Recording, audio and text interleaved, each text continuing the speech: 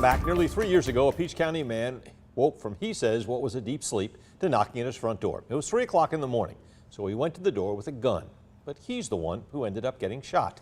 Tonight, 13 investigates the Lonnie Shaw case, explaining how he ended up charged with a crime and why. For the first time, he's releasing his home surveillance video of the shooting. Lonnie Shaw says that shooting in May 2016 nearly left him dead, exploding his liver and severely damaging his lungs and intestines. But he's the one charged with aggravated assault for allegedly pointing his pistol at a deputy who showed up on his doorstep at 3 a.m. But Shaw says he never raised a gun at that officer. In the mid-morning hours of May 31st, 2016, birds chirped peacefully as GBI agents collected evidence at 50 West Valley Drive. A stark contrast to the chaos there just hours earlier. So what exactly did you just see in that surveillance video, and how did we get there?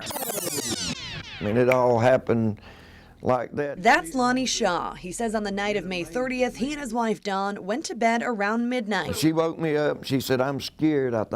She said, I think I've heard something." Around 3 a.m., Dawn heard someone knocking at their front door. And on their home surveillance system, she saw two men that she thought were deputies. She told Lonnie to go see what they wanted. He was just waking up, and she's not sure he heard they were deputies. But he says he took a gun because he wasn't sure who was there. I did have a little pistol in my hand behind my right leg. I've never lied to them about that one bit. It's on videotape. He claims I raised a gun, pointed at him, complete lie. By our count, the officers knocked for a full minute before Lonnie answered. The porch light blinded me. I mean, it hit me and it startled me. And I just kind of squinted my eyes and kind of looked down toward the ground a little bit. But I went ahead and hollered, "Yes, sir." Hey, yes, sir. What's up? What happened?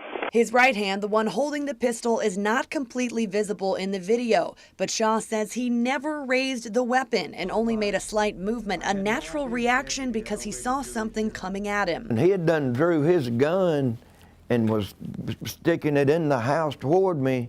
That's why I made the move, because it looked like somebody was reaching.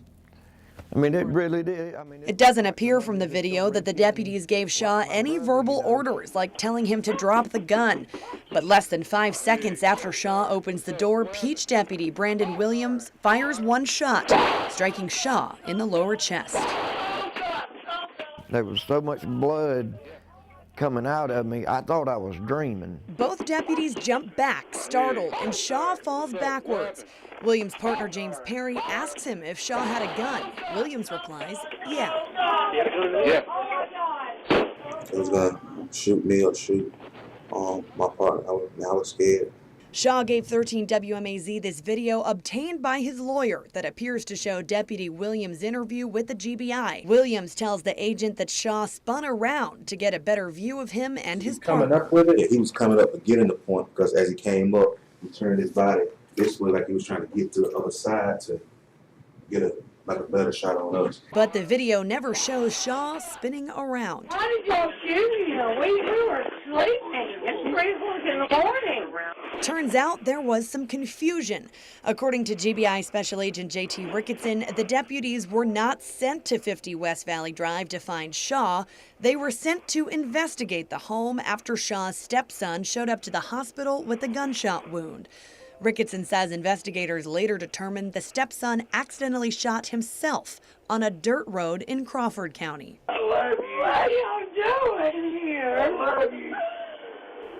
Lonnie says he's gone through 5 blood transfusions, many surgeries, and racked up about $1 million in medical bills. He was originally charged with aggravated assault on a peace officer. Then, last September, a Peach County grand jury indicted him on a second charge, possession of a firearm while committing a felony.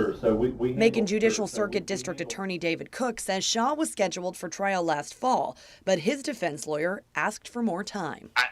I don't think it's appropriate for me to get into the facts other than to say that based on the evidence we had, we brought the case to grand jury and they felt there was enough evidence to indict. And, we look forward to the day that we can get justice for this officer and the community.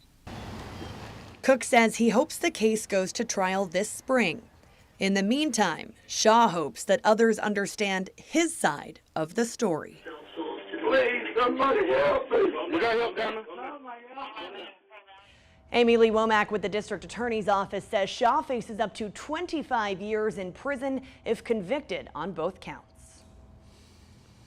Thank you, Chelsea. Peach County Sheriff Terry Deese declined doing an on-camera interview, saying that he did not want to say anything that could jeopardize the trial.